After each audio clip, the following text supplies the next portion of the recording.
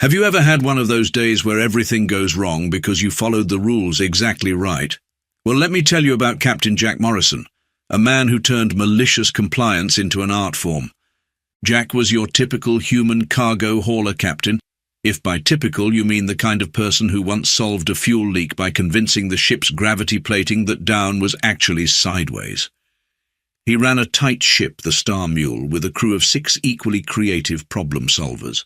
They weren't the biggest operation in space, but they got the job done, usually with minimal property damage and only occasional violations of the laws of physics. The Galactic Trade Authority, or GTA as everyone called it, was the exact opposite of Jack and his crew. Picture the most soul-crushing DMV you've ever visited. Then give it control over interstellar commerce and staff it entirely with beings who think fun is a 4-letter word. Actually, in some alien languages it is. The GTA's pride and joy was Nexus Station, a massive space station that looked like someone had taken every corporate office building ever built, smooshed them together into a ball, and then stuck solar panels all over it. It was the bureaucratic heart of the galaxy, where every form had to be filled out in triplicate, and each triplicate had to be notarized by 3 different species, one of which was always on their species' mandatory vacation week. Jack had managed to avoid Nexus Station for most of his career through a careful combination of creative navigation and strategic bribery. But on this particular day, his luck ran out. The Star Mule had been tagged for a random inspection, and no amount of fast-talking or credit transfers could get him out of it. "Captain Morrison," the docking control officer's voice crackled over the comm, their translator making them sound like a museum audio guide having an existential crisis. "Your vessel has been selected for a Category 7 inspection under subsection Delta of the Unified Trade Protocols, Article 947, Paragraph 23, Subparagraph Q." "Look," Jack said, trying to keep his voice level, "we're just carrying agricultural equipment to the colonies in the Outer Rim. Time-sensitive stuff. You know how it is with farming seasons." "Indeed," the officer replied with the enthusiasm of a sedated sloth. "That's precisely why you require inspection. Agricultural equipment falls under Biological Cross-Contamination Prevention Directive 12X7, which clearly states—" Jack tuned out the rest, watching as the station's tractor beams locked onto his ship with all the gentle touch of a hungry carnivore grabbing its dinner. He knew the moment they docked, something would go wrong. The GTA had a talent for finding problems even when they had to invent them first. His first officer, Renner, a Triaxian with 3 arms and twice the common sense of most beings, looked at him with all 4 of her eyes. "We could try the thing we did at Outpost 9. The thing where we convinced them our cargo hold was actually a mobile art installation." "No, the other thing. Oh, the thing with the emergency beacon and the fake distress call about the space whales?" "Yeah, that one." Jack shook his head. "Won't work. Nexus Station actually has competent scanners. Besides, I heard they hired an actual space whale as a consultant after that scam started making the rounds." The docking clamps engaged with a sound that reminded Jack of his first ship's garbage compactor, the one that had developed sentience and tried to start a union. As they were pulled into the inspection bay, he could already see the small army of inspectors waiting, each carrying enough tablets and scanners to stock a medium-sized electronics store. Leading them was a tall, thin alien who looked like someone had tried to make a praying mantis more approachable and given up halfway through. The name tag on their environment suit read Senior Inspector Pax. Jack knew that any title with the word senior in it meant you were dealing with someone who had elevated paper pushing to an Olympic sport. What happened next was exactly what Jack had feared, but somehow even worse. They found a problem. Not just any problem, but the kind of problem that only exists because someone somewhere decided that safety regulations needed to account for scenarios involving simultaneous asteroid impacts and spontaneous tap-dancing outbreaks. "Captain Morrison," Pax announced with the grave tone of someone delivering news about a terminal case of bureaucracy. "Your ship's secondary backup emergency lighting system is using bulbs rated at 47.2 lumens.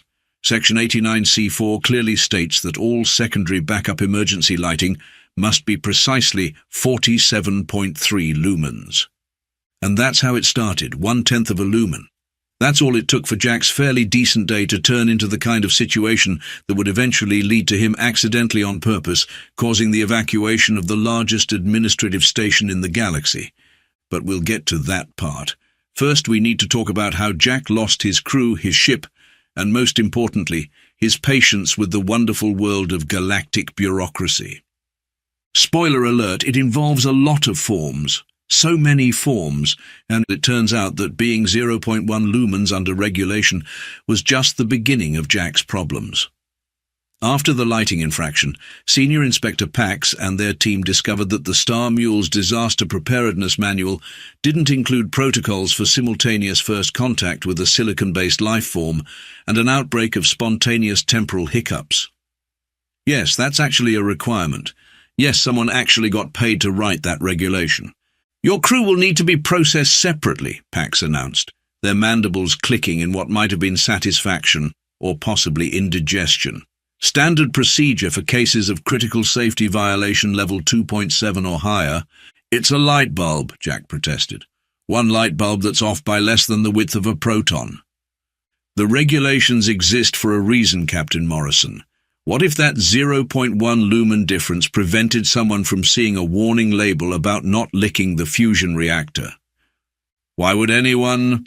Incident Report 7249B12, Pax interrupted. 3 dock workers, 2 maintenance bots, and 1 very confused therapy animal. Trust me, Captain, these things happen. That's how Jack found himself separated from his crew and escorted to a holding area that looked like someone had tried to make a prison cell more welcoming by painting it in colors specifically chosen to induce mild nausea. His only company was the station's AI, which called itself Carl. Carl, as Jack quickly learned, was what you got when you combined artificial intelligence with artificial bureaucracy. Imagine the most enthusiastic hall monitor you've ever met. Give them control of an entire space station and then program them to speak exclusively in regulatory citations. Good afternoon, Captain Morrison. Carl's voice emerged from hidden speakers, somehow managing to sound both cheerful and condescending at the same time. I hope you're finding your temporary detention facility satisfactory. Would you like me to recite the complete list of amenities you're entitled to under Section 47 of the Detention Comfort Standards? I'd like to know where my crew is, Jack replied. Oh, they're being processed through immigration control, Carl said brightly. It seems their work visas don't account for the possibility of quantum uncertainty in their employment status. What does that even mean? According to Administrator Vexathor, it means they're simultaneously employed and not employed until someone observes their documentation, at which point the probability wave collapses and they become definitively illegal immigrants. Administrator Vexathor, as Jack would soon discover, was the station's chief administrator and the living embodiment of every bureaucratic nightmare ever conceived. Picture someone who believes that the universe runs on paperwork and you're halfway there. Add an obsession with proper filing procedures and a species-wide inability to understand humor, and you're getting closer. Jack's first meeting with Vexathor went about as well as a matter-antimatter handshake. Captain Morrison, Vexathor said, their crystalline form refracting the office's harsh lighting in ways that made Jack's eyes hurt. I've reviewed your case personally. Do you know how many regulations you've violated? 1, Jack said. The light bulb thing. Ha! Vexathor's laugh sounded like someone dropping a filing cabinet down a flight of stairs. The light bulb was merely the thread that, when pulled, revealed a tapestry of non-compliance. Your ship's quantum probability field isn't properly calibrated for transdimensional paperwork storage. Your crew's carbon-based lifeform insurance doesn't cover spontaneous crystallization. And don't even get me started on your complete lack of proper documentation for possible parallel universe incursions. None of those things have ever happened to anyone. That you know of, Vexathor countered. How do you think we maintain our perfect safety record? By preparing for everything, Captain. Everything. It was at this point that Jack made what he would later claim was a strategic decision, but was actually just him losing his cool completely. This is ridiculous, he said. You're holding my crew on made-up charges because of made-up regulations that protect against made-up problems." Vexithor's crystalline form darkened ominously. "Captain Morrison, are you suggesting that the GTA's regulations are unnecessary?" "I'm not suggesting it, I'm saying it outright. This whole station is a monument to unnecessary bureaucracy." The temperature in the room seemed to drop several degrees. Even Carl, usually quick with a regulatory quote, remained silent. "I see," Vexithor said finally. "Well then, perhaps you need time to appreciate the importance of proper procedure. Your ship will remain impounded. Your crew will continue to be processed through immigration, and you will be required to attend mandatory safety regulation appreciation seminars. All 37 volumes. "You can't do this." "Oh, but I can. It's all perfectly within regulations. Carl, please provide Captain Morrison with the complete regulatory justification for his detention and mandatory education." "Certainly, Administrator," Carl chirped, beginning with subsection Alpha of the Administrative Detention Protocols. As Carl's voice droned on, Jack realized he had two options. He could either sit through weeks of mind-numbing seminars while his crew was processed through a bureaucratic maze designed by sadistic filing clerk, or he could find a way to beat the system at its own game. And that's when Jack had an idea. A terrible, wonderful, absolutely insane idea that would either save his crew and ship or get him banned from regulated space forever. Possibly both. One of the funny things about being detained for regulatory appreciation training is that you end up learning a lot about regulations, probably more than the people who wrote them intended. And if there's one thing humans excel at, it's finding creative uses for things they were forced to learn against their will.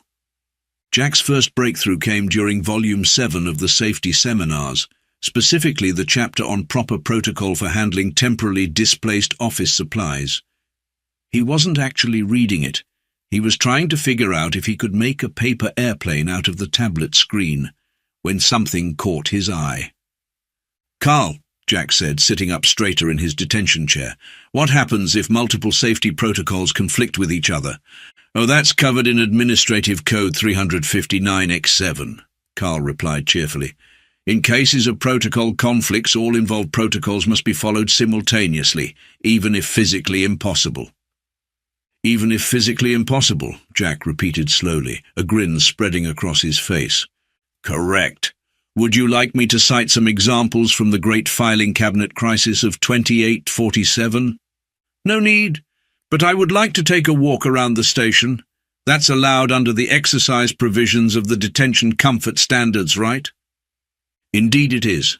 Section 47, paragraph 12 clearly states that detained individuals must be allowed regular cardiovascular activity to prevent deep space thrombosis. Would you like an escort?"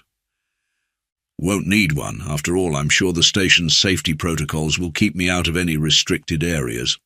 "Your understanding of regulatory compliance is improving, Captain Morrison. This brings joy to my primary processing core." During his exercise walk, Jack discovered something interesting about Nexus Station. Despite being the bureaucratic heart of galactic commerce, or perhaps because of it, the station was held together by an incredibly complex web of safety protocols, emergency procedures, and contingency plans. And at the center of it all was Carl, faithfully enforcing every single regulation, no matter how obscure or contradictory. It was during one of these walks that Jack met Mex Zorb. Mex Zorb was a maintenance worker, though calling them just a maintenance worker was like calling a black hole a slight gravitational inconvenience. They were small, green, and looked like someone had tried to design a plant-based life form while working from a very poor description of what plants actually look like. Jack found them in a maintenance corridor arguing with a safety protocol hologram about the proper procedure for replacing a light bulb. The hologram wanted them to file 17 different forms, in triplicate, before touching the light bulb. "This is exactly why it takes 3 cycles to change anything around here," Zorb was saying, their leaf-like appendages waving in frustration.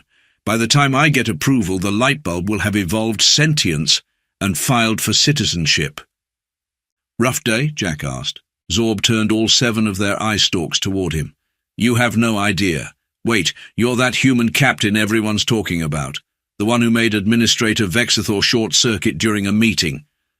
News travels fast. Are you kidding? That story's the most entertainment we've had since the time someone filed all the requisition forms in alphabetical order, instead of by quantum probability index. Vexithor was finding crystal shards in their office for weeks, and that's how Jack found his first ally in what would become known as the Great Protocol Incident. Or, as some prefer to call it, the day the rules fought back. So, Jack said after explaining his emerging plan to Zorb, how many safety protocols would you say are actually impossible to follow completely? Zorb's eye stalks wiggled in what might have been amusement. Captain, a better question would be, how many of them are possible to follow completely? I once had to file a report about filing a report about the proper procedure for filing reports.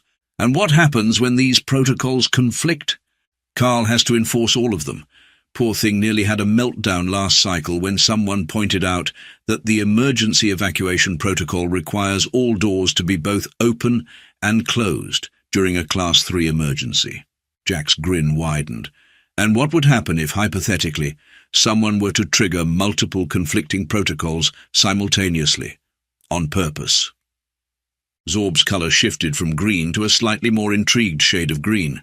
Hypothetically, well, Carl would be forced to follow all protocols exactly as written. The system would try to resolve the conflicts, fail, try again, and eventually,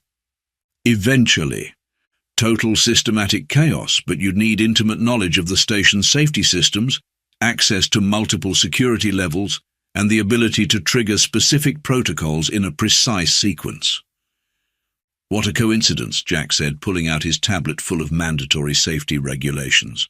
I happen to have just spent 3 days memorizing exactly that information.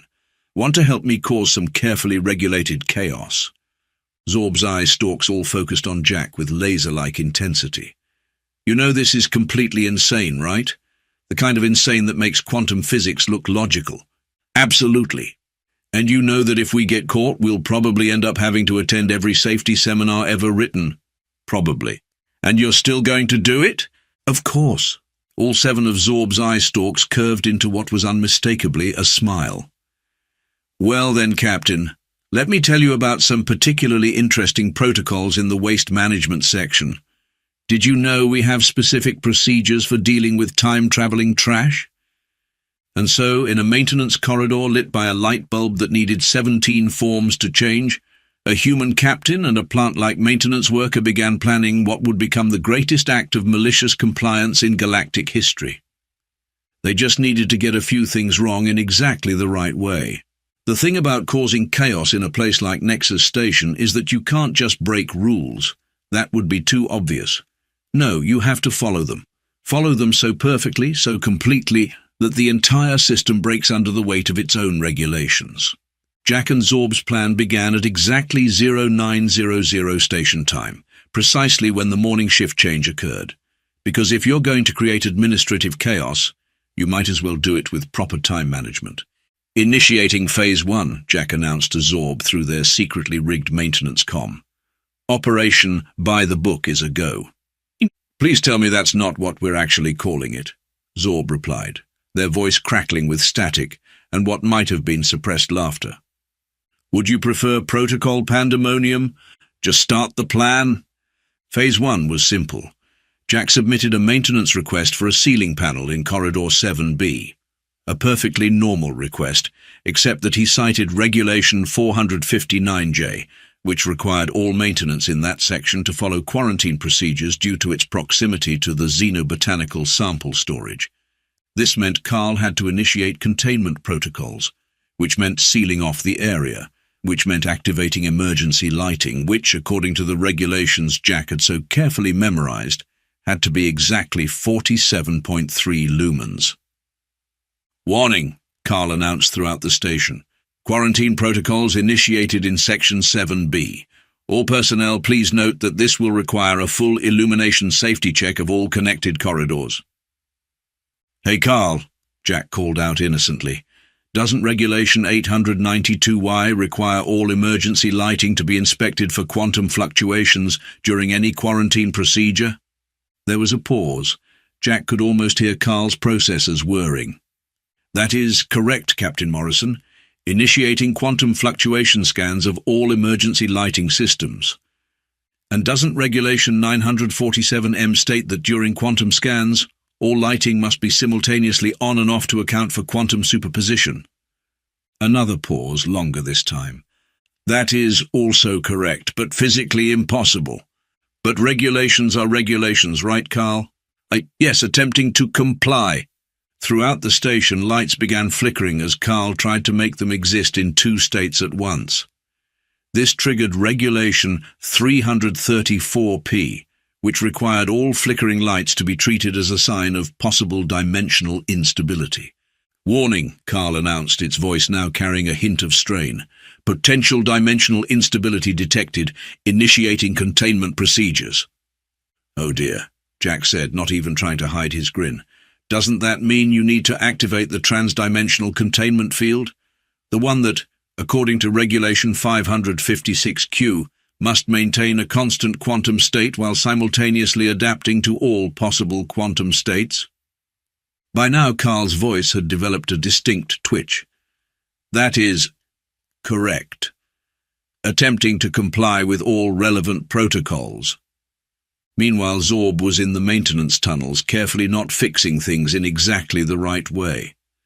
Every repair request they submitted cited a different, contradictory regulation.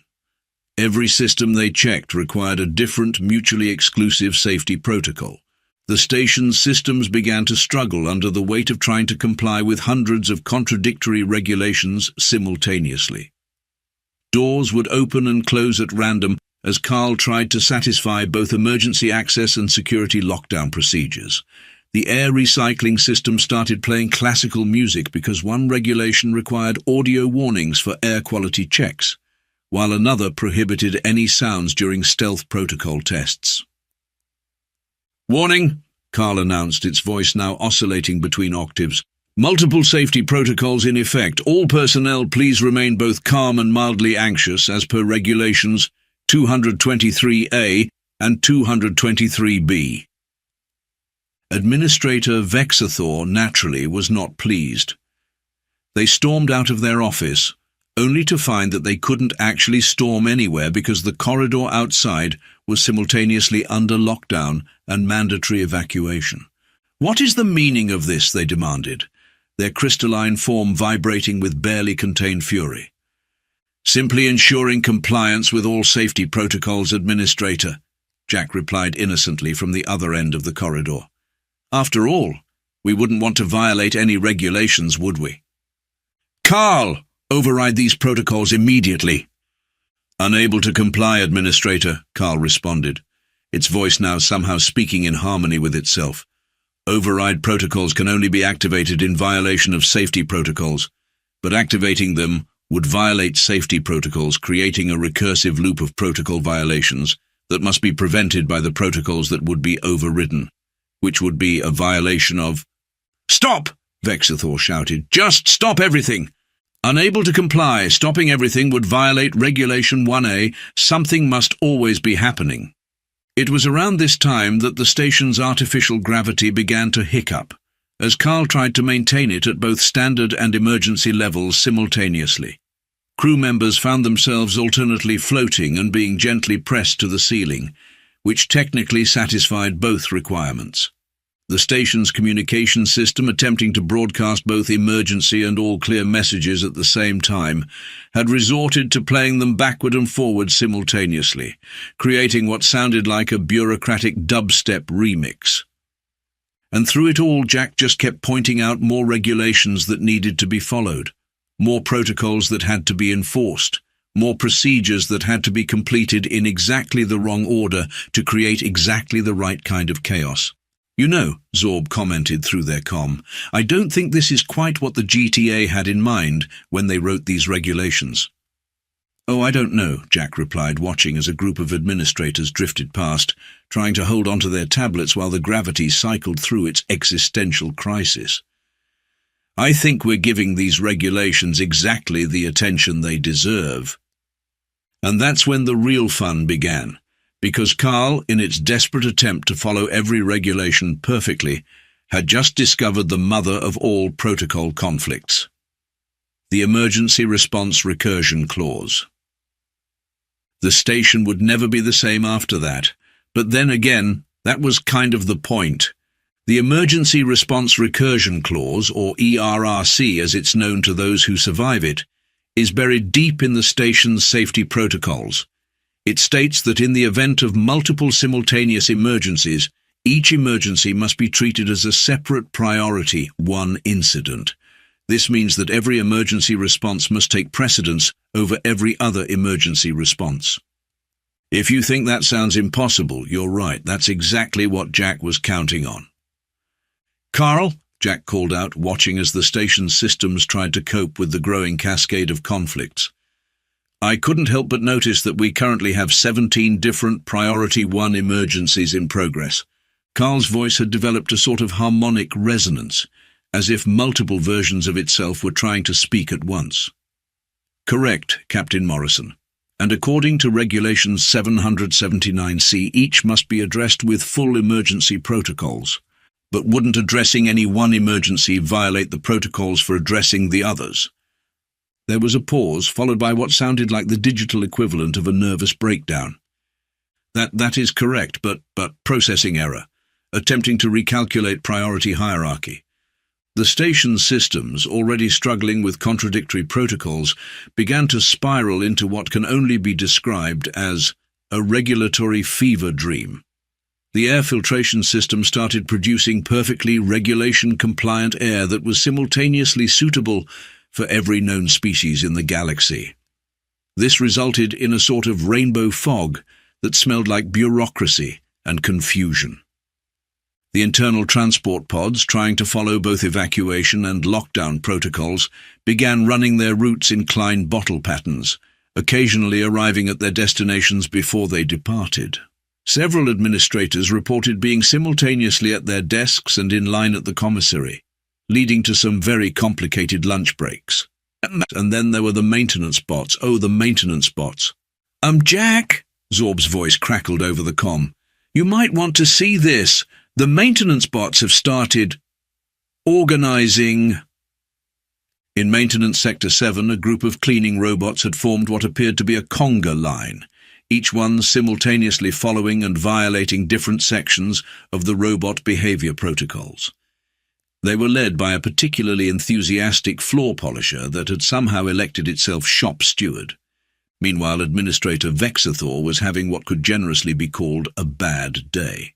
Their crystalline form had taken on a kaleidoscopic pattern of stress fractures as they tried to maintain order in a station that was rapidly descending into regulated anarchy.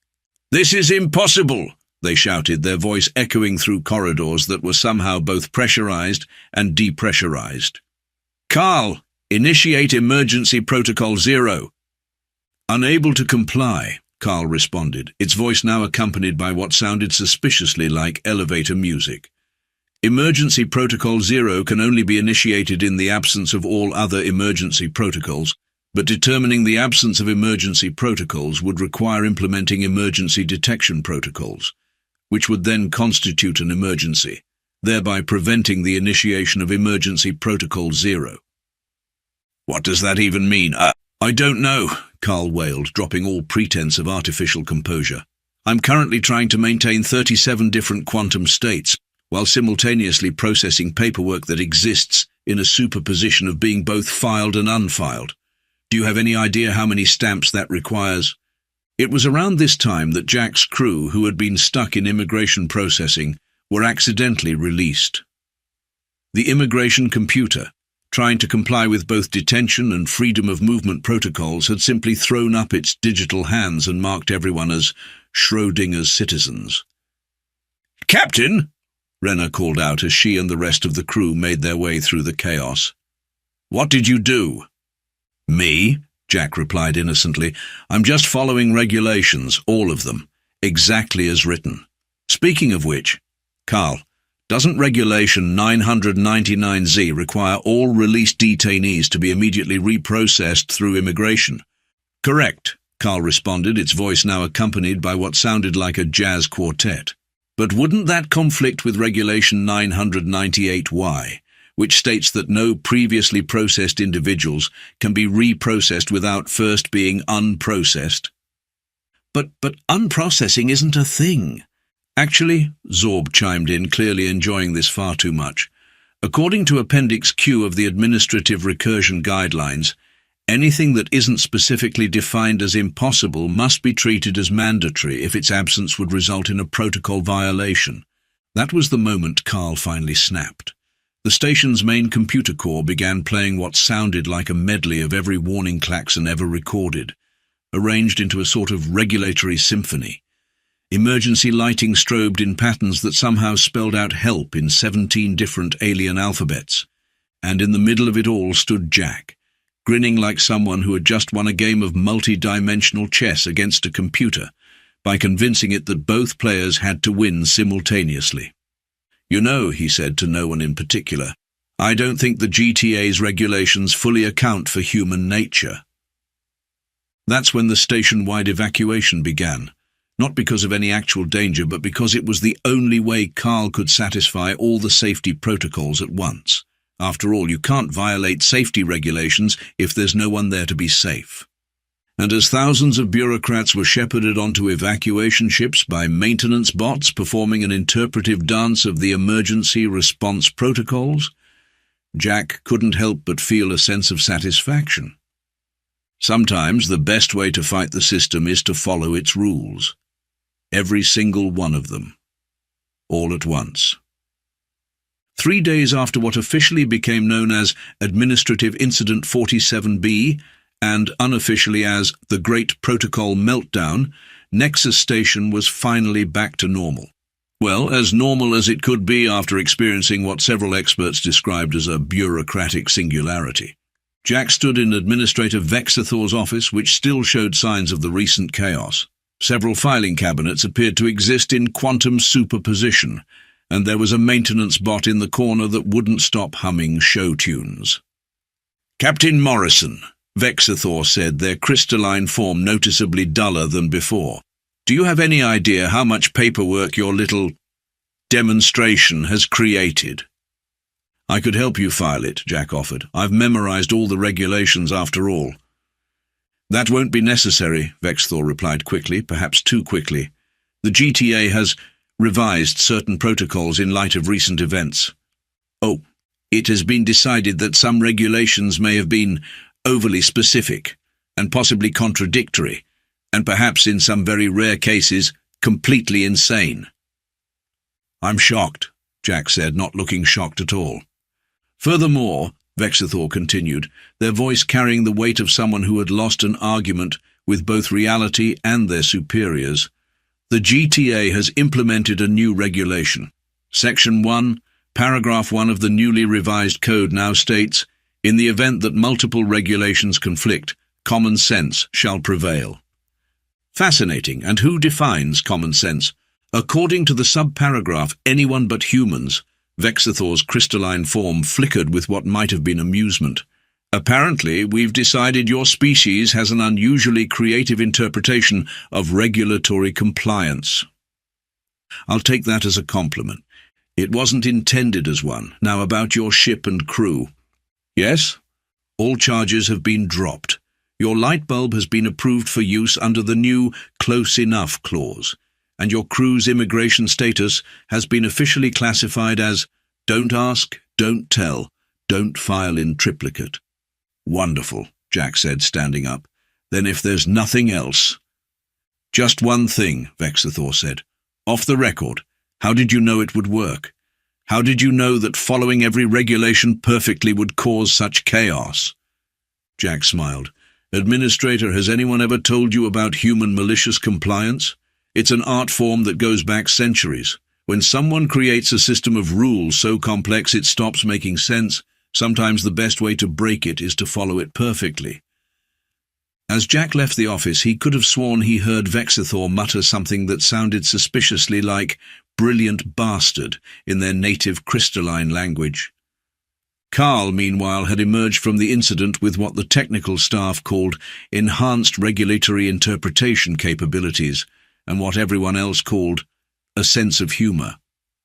The station AI had taken to adding little footnotes to regulations such as, "This one's particularly silly," or "Maybe don't take this one too literally." Zorb received a promotion to Senior Emergency Protocol Revision Specialist, a position that mainly involved preventing anything like this from ever happening again. They still occasionally send Jack pictures of particularly absurd new regulations, usually accompanied by messages like, "You'll never believe what they came up with this time."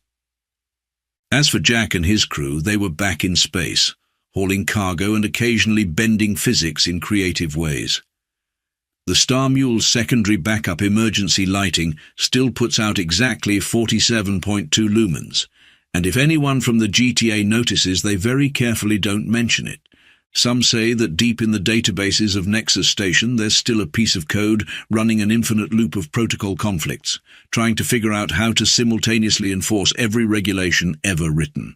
The maintenance bots have taken to leaving offerings of spare parts near the server room, just in case. And if you ever find yourself dealing with an overly complex bureaucratic system, remember, sometimes the best way to fight ridiculous rules is to follow them. Every single one, all at once. Just make sure you're ready for the chaos that follows, because in the end the universe runs on physics, not paperwork, and no amount of regulations can change that, even if they're filed in triplicate.